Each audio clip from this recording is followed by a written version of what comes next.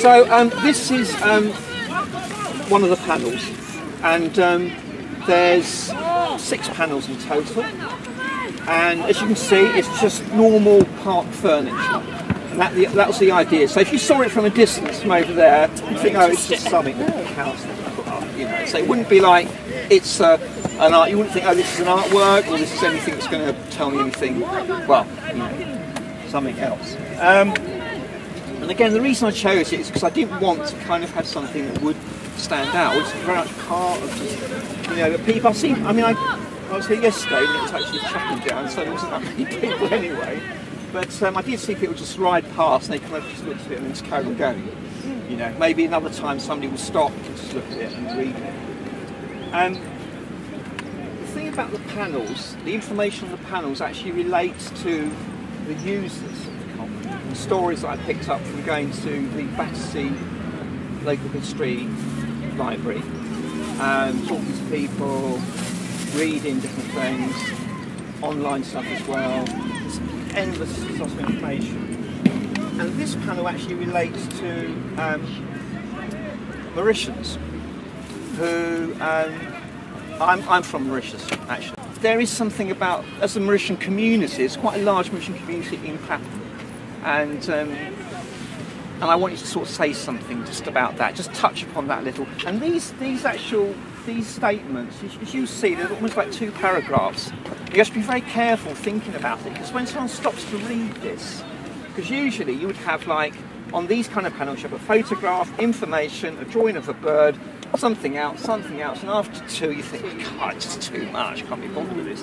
So the idea is to have a little bit about text, a little bit about some plants, maybe a picture or something, but just enough for you to read and to take away, and just to, it's like, for me it's almost like, you know, just taking away a thought, to contemplate. You might think, oh yeah, that's interesting, oh, you know. These plants, interestingly enough, are weeds that are found, or plants that are found on the common. That thing there is hogweed, and this is something called barberry.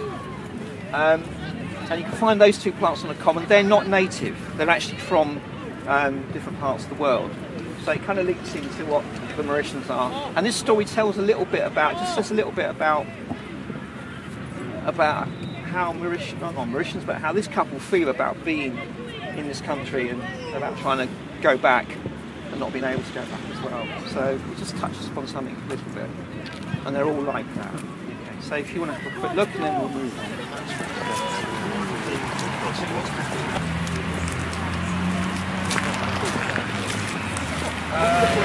The signs are very much about a very kind of, you know, a one-liner, very quick, because, you know, it's people passing, it's very fast. What's that? You might miss it, you might not see it, but then you might see it again. So most of the signs are like that. For now, these signs are changed every 3 months, and they're related to what is actually going on in the common. These first lot really are actually just, for me, I just wanted to actually have something that was just, would actually focus on the people outside the common looking in, and just to get the kind of like slight interest, a little kind of taster of something that, oh, what's that doing there? And oh, and then it changes to something else, and nothing too kind of, just a quick little thought, nothing else. Part of the going through the research and collecting information is that I'm putting stories together. So I haven't just got this from the library and just kind of copied it and then put it on here. You know, being really great, but it wasn't. And I've taken bits from different stories and different bits and put them together to make something else. Because what happens as well, that when you do talk to people about anything, not just on this topic, but people have their own versions of stories, you know, and you kind of like, people say some bits and then leave bits out, then people add bits to it, and that's really what our art history is built, from these different versions, and we kind of make this thing up. I mean, it's not all made up, of course, some of it is real. You know, when I went to the library and got snippets from newspapers that were very kind of, oh, this is quite interesting, you know, this person had died and she's been coming to this spot in particular. She was a blind person, but she just loved to sit here and listen to like the birds, you know. So it's about kind of putting stories together like that, really. But specifically about this area. What I was actually interested in when I was saying this other thing about looking at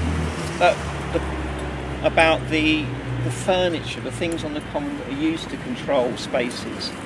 I actually was very interested in this fence, because originally I was going to write a whole text about this fence, about kind of like this box fencing, you know, it's this particular height, and I was you can see there's that kind of brown rustiness on it, which I thought was actually caused by the water, and in fact I was told that it's caused actually by the pollens of the tree and the wind that creates this, that falls on there and creates this pattern, which is quite amazing. I was completely surprised by that. And you know, I came here several times, I stand there and I'm looking at the fence and these people all running and, you know, I'm just looking at the fence and realising that no one comes and looks at this fence here. They come and look through the fence.